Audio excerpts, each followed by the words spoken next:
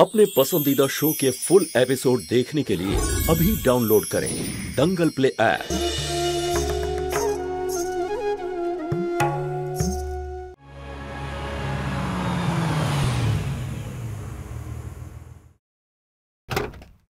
এই সব ওষুধগুলোই আনতে হবে। আমার কাছেও তো একটু। সন্দীপ, আরে উদয়, তুমি আসতেই হতো। আমার বন্ধু যে অসুস্থ। এখন তুমি কেমন আছো? তুমি তো একবার আমাকে ফোন করে বলতে পারতে। আমি তোমার অফিসেও ফোন করেছিলাম, তুমি ওখানেও ছিলে না। তারপর সন্দীপ বলল যে তুমি হসপিটালে অ্যাডমিটেড। অ্যাডমিট? আরে তোর গলার কথা জিজ্ঞেস করছে। ইনফেকশন হয়েছিল না? এখন একদম ঠিক আছে ও। দেখো কি তাড়াতাড়ি ঠিক হয়ে গেছে, তাই ওকে ডিসচার্জও করে দিয়েছে আজকে। একদম ঠিক আছে, থ্যাংক গড। কিন্তু সন্দীপ, যাই হোক, আমাদের সুধার একবার কমপ্লিট চেক আপ করিয়ে নেওয়া উচিত। তুমি তো জানো আজকাল কত ধরনের রোগ হচ্ছে। আমি একজন ভালো ডাক্তারকে চিনি, খুব নামকরা ডাক্তার। সুধাকে একবার ওনার কাছে চেক আপ করিয়ে নিতে হবে। না না, আমরা ওর চেক আপ করিয়ে নিয়েছি। শুধু এই ওষুধগুলো যে আছে এগুলো খেতে হবে, তাহলেই ও সুস্থ হয়ে যাবে। ও আগের থেকে এখন অনেক ভালো আছে, তাই না সুধা? ওকে, চলো আমি তোমাদের ড্রপ করে দিই। না না, অসুবিধা নেই, আমরা এখান থেকে চলে যাব। সন্দীপ, সুধার শরীর ঠিক নেই, আর এই অবস্থায় অটোয় যাওয়া ঠিক হবে না। আর এমনিতেও তোমাদের বাড়ি আমার অফিস যাওয়ার রাস্তাতেই, আমি ছেড়ে দিচ্ছি, এসো।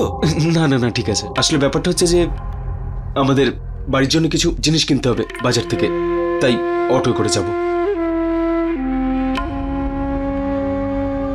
এই অবস্থায় বাজারে যাবে সন্দীপ? আসলে ব্যাপারটা হচ্ছে যে খুব প্রয়োজনীয়। আর হ্যাঁ, মাঝে একটা আমার দরকারি কাজও আছে, খুব প্রয়োজনীয় একটা কাজ, তাই আর কি। আমার কাছে লুকোনোর কি আছে সন্দীপ? সুধার সাইকিয়াট্রিস্টের সাথে অ্যাপয়েন্টমেন্ট আছে, তাই না? আমিও চাই সুধা খুব তাড়াতাড়ি সুস্থ হয়ে উঠুক। নিজের খেয়াল রেখো, ঠিক আছে? বাই।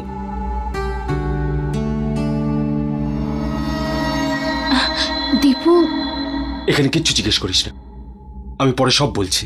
এখন গিয়ে সুষমার ওষুধ নিয়ে আসি। হ্যাঁ, চল। মা চলো।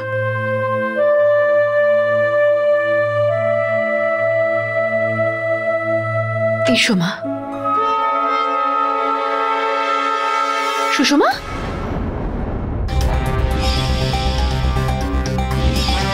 এসো মা।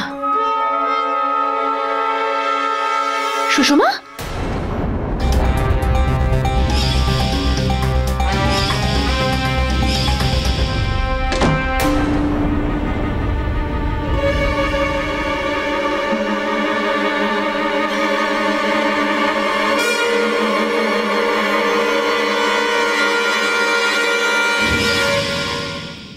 সুষমা,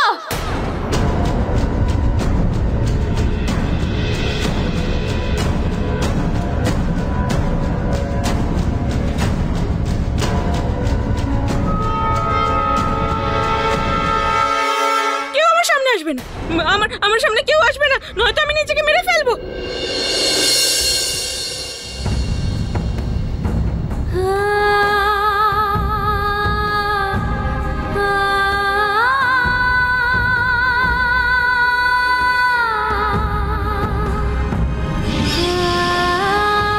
আমার স্ত্রী টাকার জন্য নিজেকে বিক্রি করে দিয়েছে, অন্য কোনো পুরুষের সাথে রাত কাটিয়েছে।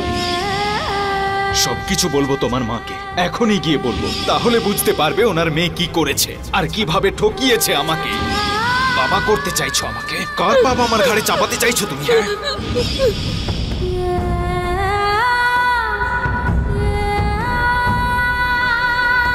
তোমার সমস্ত পাপের পরেও আমি তোমাকে এই বাড়িতে থাকতে দিয়েছি।